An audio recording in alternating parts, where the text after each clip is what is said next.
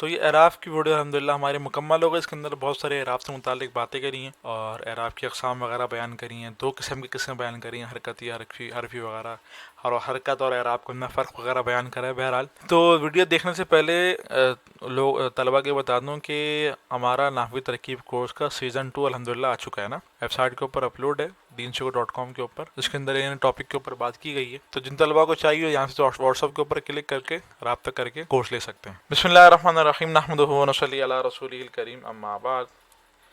آج کی ویڈیو کے اندر ہم پڑھیں گے اعراب سے متعلق کچھ باتیں. اعراب کیا ہوتا ہے، اعراب کی قسمیں کیا ہوتی ہیں، اعراب حرکتی، اعراب حرفی، اعراب حالت وغیرہ. ان باتوں کو کور کرنے کی میں کوشش کروں گا. صحیح ہے. کچھ ٹائم باقی ہے، پھر ہمارے یہاں نماز کا ٹائم ہو جائے گا، تو مجھے 20 منٹ کے اندر ہی ویڈیو بنانی ہے. چلو بھائی، بسم اللہ الرحمن الرحیم. سب سے پہلے ہم پڑھتے ہیں کہ بھائی اعراب اور حرکت، ان دونوں کے اندر فرق کیا ہے، ان دونوں میں فرق کیا ہے. صحیح ہے. عام طور پہ سوال آتا ہے طلباء کے ذہن کے اندر کہ بھائی اعراب کیا، اعراب بھی تو حرکت ہی ہوتی ہے. زبر زیر پیش کو، ضمہ فتحہ کسرہ کو ہم حرکت کہتے ہیں، اور ضمہ فتحہ کسرہ کو ہی ہم اعراب کہتے ہیں. صحیح ہے. مثال کے طور پہ جیسے کہ اپنا قرآن کریم کے اندر ہے عن النبأ العظیم. صحیح ہے. عن النبأ العظیم. صحیح ہے. اب یہ آیت ہے، ایک منٹ. عن النبأ العظیم. صحیح. اب یہ آیت ہے، اس کے اندر ہم کہیں گے کہ بھئی یہ اس کے اندر نبا کے اوپر بھی حرکتیں ہیں، عظیم کے اوپر بھی حرکتیں ہیں. صحیح. اور نبا کے آخر میں جو ہے وہ کسرہ آ رہا ہے، یہ اعراب ہے. عظیم کے آخر میں کسرہ آ رہا ہے، یہ بھی اعراب ہے. دونوں کے اندر فرق کیا ہے؟ تو دیکھو، دونوں کے اندر فرق یہ ہے، دونوں کا فرق میں آپ کو سمجھاؤں. دونوں کے اندر فرق یہ ہے اعراب و حرکت کے اندر. اعراب جو ہوتا ہے نا، اعراب یہ صرف آخر میں آتا ہے. کہاں پر آتا ہے؟ یہ صرف آخر میں آتا ہے. صحیح. اور حرکت کہاں آتی ہے؟ حرکت جو ہے وہ ہر جگہ آتی ہے. صحیح ہے. مثال کے طور پر درمیان میں بھی آ جائے گی، آخر کے اندر بھی آ جائے گی، ہر جگہ حرکت آ جائے گی. صحیح. اب یہ اپنا نبا جو ہے، کہ نبا کے شروع کے اندر یہ فتحہ آ رہا ہے، نون کے اوپر، با کے اوپر فتحہ آ رہا ہے، لیکن حمزہ کے اوپر کسرہ آ رہا ہے. صحیح. تو یہاں پہ نبا کے جو ادھر آ رہے ہیں، یہ جو با اور نون کے اوپر، اس کو ہم کہیں گے حرکت. صحیح. لیکن یہ جو آخر میں حمزہ کے اوپر آ رہا ہے کسرہ، اس کو ہم کہیں گے اعراب. کیوں؟ کیونکہ آخر میں آ رہا ہے. صحیح. تو اعراب کہاں پر آتا ہے؟ اعراب آتا ہے کلمے کے آخر میں. اور حرکت کہاں پہ آتی ہے؟ حرکت آتی ہے کلمے کے درمیان کے اندر بھی آ جاتی ہے، کلمے کے آخر میں بھی آ جاتی ہے. یعنی کہ جو حمزہ کے اوپر آپ کو نظر آ رہا ہے نا کسرہ، یہ کسرہ حرکت بھی ہے اور یہ کسرہ اعراب بھی ہے. یہ دونوں ہیں یہ. صحیح. اور جو نبا کے شروع کے اندر نون کے اوپر نظر آ رہا ہے، با کے اوپر نظر آ رہی ہے، جو حرکت نظر آ رہی ہے، حرکت ہے، یہ اعراب نہیں ہے. تو فرق سمجھ میں آ رہا ہے اعراب اور حرکت کے اندر. تو ایک بات تو یہ کہ اعراب کہاں پر ہوگا؟ کلمے کے آخر میں. صحیح ہے. کلمے کے آخر میں اعراب ہوتا ہے. حرکت کہاں پہ ہوتی ہے؟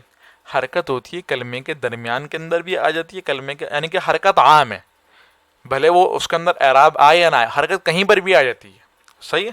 حرکت کہتے ہیں ہر متحرک کلمے کو. صحیح ہے. ہر متحرک کلمے کے اوپر جو علامت ہوتی ہے نا، اس کو حرکت کہتے ہیں.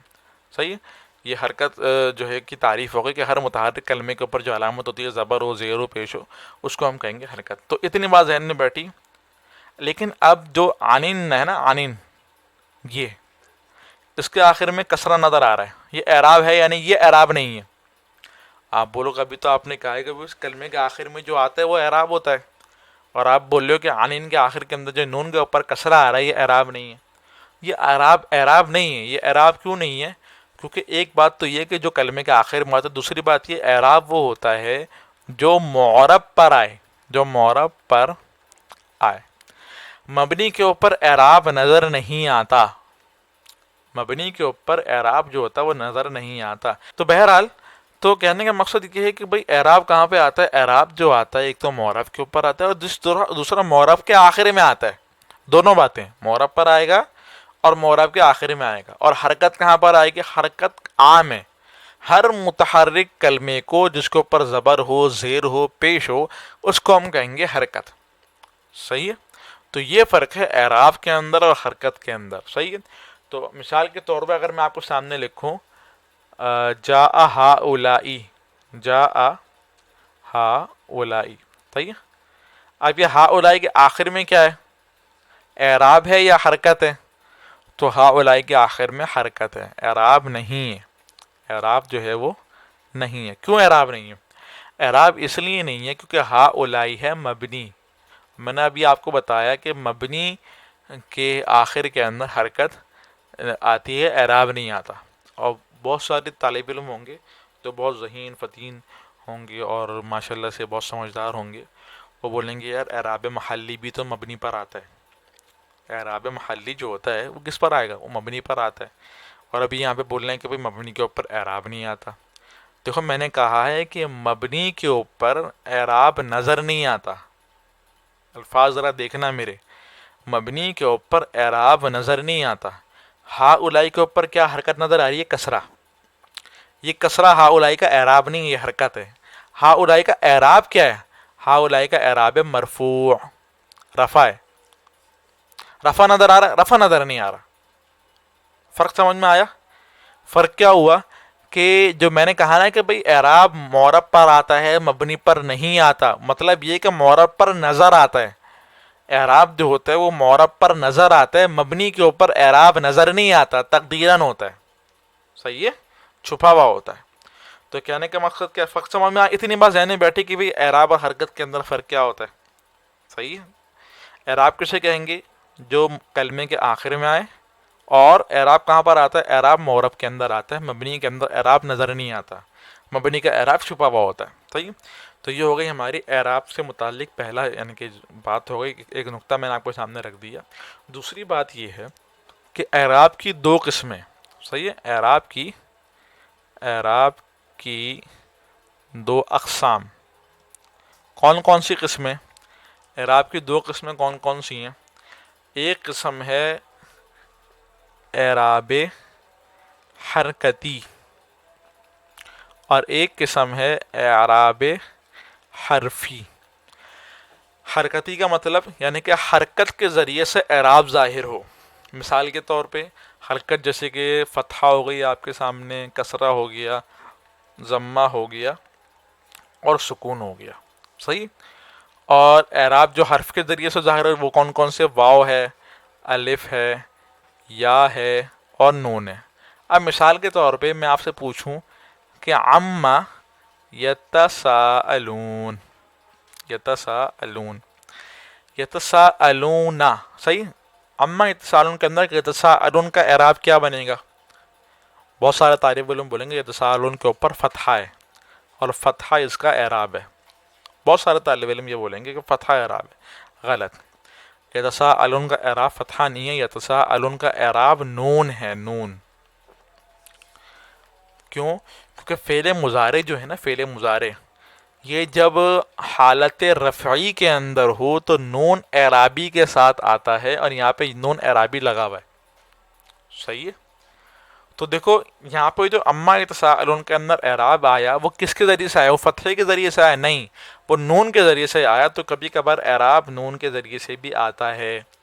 اس طرح مثال کے طور پر قرآن کریم کے اندر ہے الحمدللہ رب العالمین، عالمین کا اعراب کیا ہے؟ عالمین، اعراب کیا ہے؟ اعراب نون ہے اور سکون ہے، سکون لکھ دیا میں نے، عالمین، صحیح ہے۔ تو اعراب کیا نون کے اوپر فتحہ ہے؟ اس کا اعراب فتحہ ہے؟ نہیں، اس کا اعراب فتحہ نہیں ہے، اس کا اعراب ہے یا۔ کیا اعراب ہے اس کا؟ یا۔ کیوں اعراب یا کیوں؟ کیونکہ یہ ہے جمع، جمع مذکر سالم، اور جمع مذکر سالم کا اعراب حالت جری کے اندر یا کے ساتھ آتا ہے۔ تو یہاں پہ اعراب کیا بنا؟ یہاں پہ فتحہ اعراب بنا، یہاں پہ اعراب بنا یا، صحیح ہے۔ تو ضروری نہیں ہے کہ آپ کے سامنے اعراب زبر زیر پیش کی صورت کے اندر آئے۔ بہت سارے طالب علم یہی سمجھتے ہیں کہ بھئی اعراب تو وہی ہوتا ہے جو زبر زیر پیش کی صورت میں آتا ہے، نہیں، اعراب زبر زیر پیش کی صورت کے اندر ضروری نہیں ہے کہ آئے۔ بعض اوقات اعراب واو کی صورت میں بھی آئے گا، یا کی صورت کے اندر بھی آئے گا، الف کی صورت کے اندر بھی آئے گا، نون کی صورت کے اندر بھی آئے گا، اور سکون کی صورت کے اندر بھی آئے گا۔ مثال کے طور پہ میں نے لکھا لم ینصر، لم ینصر، اب ینصر کا اعراب کیا ہے؟ عنصر کے آخر کے اندر سکون ہے. یہ سکون کیا ہے؟ یہ سکون اس کا اعراب ہے. تو بعض اوقات اعراب جو ہوتا ہے سکون کی صورت کے اندر بھی ظاہر ہوتا ہے. تو یہ مت سمجھنا کہ اعراب خالی زبر زیر پیش کو اعراب کہتے ہیں، نہیں. اعراب کی تقریباً یہ دو قسمیں ہیں، اور اس کے اندر میں نے 8 کلمات لکھے ہیں. فتحہ بھی ہے، کسرہ بھی ہے، ضمہ بھی ہے، سکون بھی ہے، واو، الف، یا، نون وغیرہ، یہ سب کے سب اعراب ہیں، اور سارے کے سارے قرآن کریم کے اندر نظر آتے ہیں. صحیح. باقی اس کے اندر تھوڑی تفصیل میں آپ کو سمجھا دیتا ہوں کہ یہاں پہ جو فتحہ، کسرہ، ضمہ، سکون، اس کے اندر جو سکون ہے، یہ سکون، اور واو، الف، یا، نون، یہ جو نون ہے، یہ دو چیزیں جو ہیں، یہ دو چیزوں جو ہیں ان کے اندر جو یہ آتا ہے فعل کے اندر، یہ فعل کا اعراب بنتا ہے. صحیح. اسی لیے میں نے آپ کو ان دونوں کی مثالیں کیا دیں؟ لم ینصر کی مثال دی، یتساءلون کی مثال دی. دونوں کیا ہیں؟ یہ دونوں فعل ہیں. تو نون اور سکون یہ کس کے ساتھ آئے گا؟ یہ فعل کے ساتھ آئے گا. یہ کس کا اعراب بنے گا؟ یہ فعل کا اعراب بنے گا. صحیح. باقی کسرہ، یہ جو کسرہ آپ کے سامنے نظر آ رہا ہے، کسرہ فعل کے اندر نہیں آتا. تو کبھی بھی جو ہے وہ فعل کا اعراب کسرہ نہیں ہوتا. صحیح ہے. فعل کے اوپر کبھی بھی کسرہ نہیں آتا، فعل کا اعراب کبھی بھی کسرے کے ساتھ نہیں آتا. ضمے کے ساتھ آ جائے گا جیسے کہ ینصرو. صحیح ہے. فتحے کے ساتھ آ جائے گا جیسے کہ لن ینصرا. صحیح. لیکن کسرے کے ساتھ کبھی بھی نہیں آئے گا. اگر آپ کو کہیں پر فعل میں کسرہ نظر آ رہا ہے تو آپ یہ سمجھ لینا کہ بھائی وہ حرکت ہے، وہ اعراب نہیں ہے. حرکت اعراب کا فرق آپ کو بتا دیا میں نے آپ کو کہ حرکت کسے کہتے ہیں، اعراب کسے کہتے ہیں. تو بہرحال کہنے کا مقصد یہ ہے کہ آپ کے سامنے کہیں فعل کے اوپر کسرہ اگر کہیں نظر آ رہا ہو تو آپ کہہ دینا کہ بھائی یہ کسرہ جو ہے یہ حرکت ہے، یہ کسرہ فعل کا اعراب نہیں ہے. کیوں؟ کیونکہ فعل کے اندر کسرے کے ذریعے سے اعراب نہیں آتا. صحیح ہے. اتنی بات ذہن میں بیٹھ گئی. اعراب کی کتنی قسمیں ہو گئی؟ اعراب کی 2 قسمیں ہو گئیں. نمبر 1 اعراب حرکتی، جو فتحہ کی صورت کے اندر آتا ہے، کسرہ کی صورت کے اندر آتا ہے، ضمہ کی صورت کے اندر آتا ہے. یہ سب آپ دیکھتے ہو، جیسے کہ جاء زید، رأیت زیدا، مررت بزید. زید کے اوپر ضمہ آ رہا ہے، زید کے اوپر کسرہ آ رہا ہے، زید کے اوپر فتحہ آ رہا ہے. تو یہ سب مثالیں آپ کو معلوم ہیں. جو مثالیں آپ کے ذہن میں نہیں ہیں میں نے آپ کو وہ مثالیں دی ہیں. یا یتساءلون کی مثال دی، ینصرو کی مثال دی، عالمین کی مثال دی. تو جو باتیں آپ کو نہیں معلوم میں نے کوشش کریں گے انہی باتوں کی مثال دی ہے. باقی تو باتیں آپ کو معلوم، ماشاء اللہ آپ سمجھدار ہو، آپ کو جو ہے وہ کافی حد تک علم ہے. بہرحال تو اعراب کی یہ قسم سمجھ میں آ گئی. اعراب حرفی اور اعراب حرکتی کیا ہوتی ہے؟ اعراب حرفی جو واو، الف، یا اور نون کے ذریعے سے آیا. واو کی مثال جیسے کہ مسلمون. صحیح ہے. جاء مسلمون. مسلمون کے اندر جو اعراب ہے وہ یہ نہیں کہنا کہ بھائی وہ نون کے ذریعے سے آ رہا ہے. صحیح ہے. کیونکہ مسلمون کیا ہے؟ مسلمون تو اسم ہے، اور میں نے ابھی آپ کو کہا کہ نون کا اعراب کہاں پر آتا ہے؟ نون کا اعراب فعل میں آتا ہے. یہ میں نے آپ کو کہا ہوا نون کا اعراب کہاں پہ آتا ہے؟ نون کا اعراب فعل میں آئے گا، اسم میں نہیں آئے گا. ولی آدھا مسلمون کا جو اعراب ہے وہ واو ہے. صحیح ہے. وہ کیا ہے؟ وہ واو ہے، اور یہ واو کے ذریعے سے یہ اعراب ظاہر ہوا ہے. صحیح. تو یہ ہو گئی آپ کی واو کی مثال. اور الف کی مثال جیسے کہ مسلمانی یا رجلانی. صحیح. اس کے اندر اعراب کیا؟ الف اعراب ہے، نون اعراب نہیں ہے. نہ ہی فتحہ اعراب ہے، نہ ہی نون اعراب ہے، نہ ہی اور الف اعراب ہے اس کا. صحیح. تو یہ آپ کے سامنے میں نے دوسری قسم رکھ دی اعراب کی، اعراب حرکتی اور اعراب حرفی. صحیح. اچھا اب سمجھو، اتنی بات ذہن میں بیٹھ گئی. 2 باتیں میں نے آپ کے سامنے رکھی ہیں. پہلی بات کیا رکھی کہ بھائی اعراب اور حرکت کے اندر فرق کیا ہے. تو کیا فرق ہے؟ حرکت جو ہوتی ہے وہ کلمے کے اندر کہیں پر بھی آ جاتی ہے. کسی بھی متحرک حرف کے اوپر جو حرکت ہوگی اس کو ہم حرکت کہہ لیں گے. صحیح. اور اعراب کہاں پہ آئے گا؟ اعراب ایک تو کلمے کے آخر کے اندر آئے گا اور خالی معرب کے اوپر آئے گا. صحیح. اور اعراب بھی 2 صورتوں کے اندر آئے گا. کبھی کبھار نون کی صورت میں آتا ہے، کبھی واو کی، کبھی الف کی، کبھی یا کی، کبھی سکون کی، کبھی ضمہ، کبھی فتحہ، کبھی کسرہ. تو یہ باتیں ابھی ہم نے پڑھ لی ہیں. صحیح. اگلا دیکھو ذرا اگلی بات کیا ہے کہ اعرابی حالتیں کیا ہوتی ہیں؟ اعرابی حالتیں. اعرابی حالتیں مطلب کلمہ کس حالت کے اندر ہے. مثال کے طور پہ وہ حالت رفعی کے اندر ہے. 3 اعرابی حالتیں نا، ایک تو رفعی ہے، ایک نصبی ہے، اور ایک جری ہے. صحیح. تو کلمہ کس حالت کے اندر؟ رفع کی حالت کے اندر ہے، نصب کی حالت کے اندر ہے، جر کی حالت کے اندر ہے. تو ان کو ہم کہیں گے اعرابی حالتیں. ایک اور حالت آتی ہے حالت جزمی. کل 4 حالتیں ہوتی ہیں. صحیح. رفعی، نصبی، جری اور جزمی. صحیح. اب یہ مطلب رفیع جس کے اندر مرفوعات وغیرہ آ جاتے ہیں، صحیح، فائل ہو گیا، نائب فائل ہو گیا، مبتدا خبر وغیرہ، تو جو یہ چیزیں بنیں گی تو وہ ہم اس کو ڈالیں گے حالت رفیع کے اندر. اور نصبی کے اندر کیا ڈالیں گے؟ ہم منصوبات کو ڈالیں گے، صحیح. جری کے اندر کیا ڈالیں گے؟ ہم مجرورات کو ڈالیں گے. اور جزمی کے اندر کس کو ڈالیں گے؟ جزمی کے اندر ہم ڈالیں گے فعل کو، صحیح. جزمی کے اندر کس کو ڈالیں گے؟ جزمی کے اندر ہم ڈالیں گے فعل کو. تو یہ 4 اعرابی حالتیں ہو گئیں. اب اس کے اندر جو ہے نا اسم والی جو اعرابی حالتیں ہیں، اسم والی اعرابی حالتیں ایک تو رفعی ہے، ایک نصبی ہے، اور ایک جری ہے. یہ اسم کی اعرابی حالت ہیں، حالت رفعی، حالت نصبی، حالت جری. اور فعل کی اعرابی حالتیں کون سی ہوتی ہیں؟ اس کی حالت رفعی ہوتی ہے، حالت نصبی ہوتی ہے، فعل میں حالت جری نہیں ہوتی، اس لیے فعل کے اوپر کسرہ بھی نہیں آتا، اور فعل میں حالت جزمی ہوتی ہے، صحیح. تو اسم کے اندر اعرابی حالت 3 ہیں، اور فعل کے اندر اعرابی حالت 3 ہے، لیکن الگ الگ ہیں. فعل کے اندر جری نہیں ہے اور اسم کے اندر جزمی نہیں ہے، صحیح. تو یہ ہو گئی آپ کی اعرابی حالتیں. حالت رفیع کسے کہیں گے؟ جس کے اندر ہم مرفوعات کو ڈالیں گے، یعنی کہ یہ وہ جگہ ہے جہاں پہ چیز مبتدا بنے گی یا خبر بنے گی، یا انا کی خبر بنے گی، یا کانا کا اسم بنے گی، صحیح. یہ وہ جگہ ہیں جہاں پہ جو ہے وہ اپنا مرفوعات کو ہم رکھتے ہیں، صحیح. اور حالت نصبی کہاں پر رکھے؟ یہ کون سی جگہ ہے جہاں پہ ہم منصوبات کو رکھیں گے؟ کوئی کلمہ منصوب بن رہا ہوگا، مفعول بن رہا ہوگا، مفعول مطلق ہوگا، مفعول بھی، مفعول فی، مفعول لو، مفعول معه، کچھ بھی بن رہا ہوگا، حال بن رہا ہوگا، تو یہ کلمہ رکھا جائے گا حالت نصبی کے اندر، صحیح. اور حالت جری جہاں پہ ہم مجرورات کو رکھیں گے یا پھر مضاف الیہ کو رکھیں گے. تو یہ آپ کے سامنے 3 اعرابی حالتیں ہو گئیں، اور 4 اعرابی حالتیں ہو گئیں. اسم کے اندر بھی 3 آتی ہیں اور فعل کے اندر بھی 3 آتی ہیں، صحیح. اب ایک آخری قسم ہے اعراب سے متعلق، اس قسم کا نام ہے اعراب لفظی، اعراب تقدیری، اعراب محلی.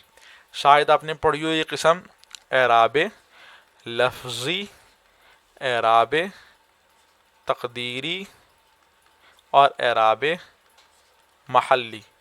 بالکل ڈاکٹروں والی رائٹنگ ہو رہی ہے میری، اتنی اچھی رائٹنگ ہو رہی ہے، خوبصورت سی. اللہ کرے آپ کو سمجھ میں آ رہا ہو جو میں لکھ رہا ہوں. اعراب لفظی، اعراب لفظی کسے کہتے ہیں؟ وہ اعراب جو لفظوں کے اندر نظر آئے، صحیح. وہ اعراب جو لفظوں کے اندر نظر آئے. مثال کے طور پہ جاء زیدن، زیدن کے اوپر کیا اعراب نظر آ رہا ہے؟ ضمہ. یہ ضمہ کیا ہے؟ اعراب لفظی، صحیح. اعراب لفظی ضمہ. مثال کے طور پہ الحمد للہ، یہاں پہ الحمد میں نے بولا، الحمد للہ بولا، تو ان کے آخر کے اندر ہمیں اعراب نظر آ رہا ہے، کسرہ نظر آ رہا ہے اور ضمہ نظر آ رہا ہے، تو ان کو ہم کہیں گے اعراب لفظی. یعنی کہ وہ اعراب جو ہمیں اپنی آنکھوں سے نظر آ رہا ہو، صحیح. کیا ہو گیا اعراب لفظی کی تعریف؟ وہ اعراب جو ہمیں نظر آ رہا ہو، ہم اپنی آنکھوں سے اس کو دیکھ رہے ہوں، اس کو ہم کہتے ہیں اعراب لفظی. لفظوں میں لکھا ہوا نظر آ رہا ہو، صحیح. اعراب لفظی وہ اعراب جو لفظوں میں لکھا ہوا نظر آ رہا ہو. جون سے بھی الفاظ ٹائپ کرنے آپ اپنے ذہن میں بٹھا لو، بس کہنے کا مقصد یہ کہ اعراب لفظی جو نظر آئے. اعراب تقدیری کیا ہوتا ہے؟ اعراب تقدیری جو نظر نہ آئے، جو نظر نہ آئے. مثال کے طور پہ جاء موسیٰ. اچھا آپ مجھے بتاؤ کہ بھائی اعراب کہاں پر آتا ہے؟ اعراب تو کلمے کے آخر میں آتا ہے، صحیح ہے. اعراب کہاں پہ آتا ہے؟ اعراب کلمے کے آخر میں آتا ہے. یہاں پہ کلمے کے آخر میں کیا ہے؟ کلمے کے آخر کے اندر الف مقصورہ ہے، یعنی کہ الف ہے، صحیح. مطلب یہ تقریباً اس طرح سمجھ لو، پڑھنے میں اس طرح آئے گا، جاء موسیٰ، اس طرح پڑھنے میں آئے گا نا، صحیح. میں نے الف آپ کو لکھ کے دکھا دیا. اب یہ موسیٰ کے آخر میں کیا ہے؟ الف ہے. الف کے اوپر کیا اعراب نظر آ رہا ہے آپ کو؟ کچھ اعراب نظر آ رہا ہے الف کے اوپر؟ منہ، میم پہ ضمہ ہے، واو پہ ساکن ہے، سین کے اوپر فتحہ ہے. الف کے اوپر کیا ہے؟ الف کے اوپر کوئی اعراب نہیں. تو اعراب تقدیری جو نظر نہ آئے، صحیح ہے. مثال کے طور پہ جیسے کہ جاء غلامی، جاء غلامی، جیسے کہ مثال ہے جاء غلامی، صحیح. یہاں پہ جاء کیا ہے؟ فعل ہے، صحیح. اور غلامی کے جو غلام ہے اس پر اعراب کیا یہ بن رہا؟ فاعل نا. غلام کیا بن رہا؟ فاعل بن رہا ہے، صحیح. اب فاعل کے اوپر اعراب کیا آتا ہے؟ فاعل کے اوپر اعراب آتا ہے ضمہ، کیا آپ کو یہاں پہ ضمہ نظر آ رہا ہے؟ غلامی کے میم کے اوپر ضمہ نظر آ رہا ہے؟ ضمہ صحیح نہیں، لیکن ضمہ آپ کو نظر آ رہا ہے غلامی کے میم کے اوپر؟ تو غلامی کے میم کے اوپر ضمہ نظر نہیں آ رہا، لیکن ضمہ موجود ہے، نظر نہیں آ رہا، صحیح؟ تو جو اعراب نظر نہ آئے اس کو ہم کہتے ہیں اعراب تقدیری۔ تو یہاں پہ غلام کے میم کے اوپر کیا اعراب ہے؟ یہ اعراب تقدیری ہے۔ جو آپ کو نظر آ رہی نا یہ اس کو ہم کہیں گے حرکت، اس کو ہم اعراب نہیں کہیں گے، کیا کہیں گے؟ حرکت کہیں گے۔ تو غلام کا اعراب کیا ہے؟ غلام کا اعراب ہے رفع۔ رفع آپ کو نظر نہیں آئے گا، صحیح؟ اگرچہ فاعل ہو رہا ہے لیکن اس کے اوپر رفع نظر نہیں آئے گا، کیوں؟ کیونکہ اس کے اوپر اعراب تقدیری ہے، اس کا رفع چھپا ہوا ہے، نظر نہیں آئے گا، صحیح؟ اچھا، تیسری ہماری قسم ہے اعراب محلی۔ اعراب محلی کیا ہوتا ہے؟ اعراب محلی یہ مبنی کے ساتھ آتا ہے، صرف یہ مبنی کے ساتھ آئے گا، صحیح ہے؟ یہ معرب میں نہیں آتا، یہ خالی مبنی کے اندر آتا ہے۔ اب یہی مثال لے لو جاء غلامی کے اندر، غلامی کے جو یا ضمیر ہے، ضمیر کیونکہ مبنی ہوتی ہے، تو یا ضمیر کا جو اعراب ہوگا یہ محلی اعراب ہوگا، مجرور محلن کہیں گے ہم اس کو، صحیح ہے؟ تو تین قسم کے اعراب کی قسمیں آپ کے سامنے رکھی ہیں: اعراب لفظی جو آپ کو لفظوں میں نظر آ رہا ہو، اعراب تقدیری جو آپ کو نظر نہیں آ رہا ہو، صحیح ہے؟ جو آپ کو نظر نہیں آ رہا، حقیقتاً جو اس کا اعراب ہے وہ آپ کو نظر نہیں آ رہا۔ موسیٰ کی الف کے اوپر آپ کو کچھ نظر نہیں آ رہا، غلامی کے میم کے اوپر جو آپ کو نظر آ رہا ہے وہ اعراب نہیں ہے، صحیح؟ جو آپ کو نظر آ رہا ہے غلامی کے میم پر کسرہ نظر آ رہا ہے وہ اعراب نہیں ہے، صحیح؟ اور اعراب محلی کیا ہوتا ہے؟ یہ مبنی کے ساتھ خاص ہوتا ہے۔ جاء ہؤلاء کے اندر ہؤلاء مبنی ہے، اس کا اعراب محلی ہے۔ هو اللہ کے اندر ہوا مبتدا، ہوا جو ہے مرفوع ہے اور اس کا اعراب محلی ہے۔ اس میں اشارہ لے لو، اس میں موصول لے لو، کچھ بھی لے لو آپ، اس کے اندر جو آپ کو اعراب نظر آ رہا ہوگا وہ اعراب جو اس کا اعراب ہوگا وہ اعراب کیا ہوگا؟ وہ اعراب محلی ہوگا، صحیح ہے؟ تو یہ میں نے آپ کے سامنے کچھ باتیں رکھی ہے اعراب سے متعلق، بہت ساری باتیں ہو سکتا ہے میں نے چھوڑ بھی دی ہوں، صحیح ہے؟ لیکن کافی حد تک میں نے آپ کے سامنے تفصیل رکھی ہے اعراب کی، اور بالکل طریقے سے سمجھانے کی کوشش کری ہے۔ امید ہے کچھ نہ کچھ بات ذہن میں بیٹھ گئی ہوگی۔ چلو آخری دعوانا الحمدللہ رب العالمین۔